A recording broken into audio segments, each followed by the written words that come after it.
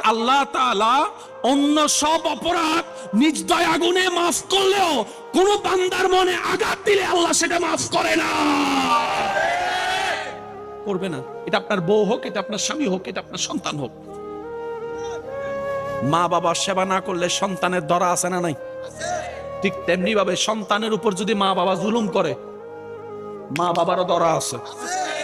কোন মা বাবা যদি 5টা সন্তানকে 5 চোখে দেখে, যে ছেলে মেয়ে টাকা কামাবে তার ছেলে মেয়ের আদর বেশি করবে, বুকে টেনে রাখবে,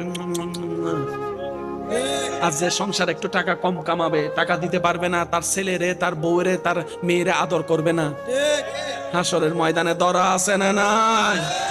এক ছেলের সম্পদ বাড়াই দিবে, আরেকজনের কমাই দিবে, দরা আছে না নাই? কারণ আল্লাহ তাআলা সন্তানকে যেভাবে বলেছেন মা বাবার হকের কথা, মা বাবাদেরকেও বলেছেন সন্তানের হকের